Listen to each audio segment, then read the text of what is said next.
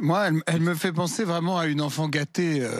C'est vraiment un truc de riche de se sentir micro-agressée quand elle passe en taxi sous la statue de Colbert pour aller déjeuner dans un restaurant du 7e arrondissement, si tu veux. Je trouve ça désespérant.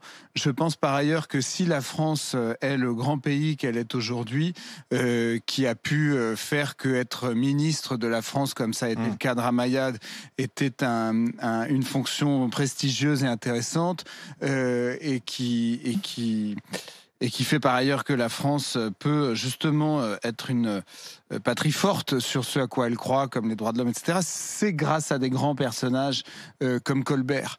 Donc ce wokisme, pour moi, c'est une pensée à l'état liquide. C'est un truc il faut vraiment être neuneux pour verser là-dedans.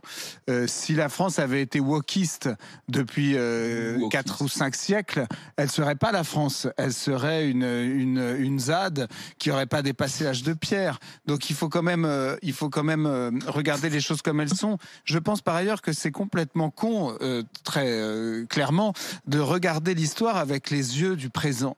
On peut pas plaquer nos raisonnements progressistes sur l'époque de Colbert. Oui. C'était un monde complètement différent, c'était des systèmes de valeurs complètement différents, c'était ça n'avait rien à voir. Donc je trouve ça stupide, et je pense que la gauche est très mal en point pour qu'elle en soit tombée dans elle n'est pas de gauche, hein, oui, mais le wokisme est un truc de gauche. Où elle est. Si tu veux, pour être passé de Jaurès, de Blum, du lyrisme qui était la gauche, de la défense des ouvriers, de la défense des faibles, à Sandrine Rousseau, au sapin de Noël interdit dans les mairies écolos, et à ce genre de conneries, mais je suis triste pour la gauche.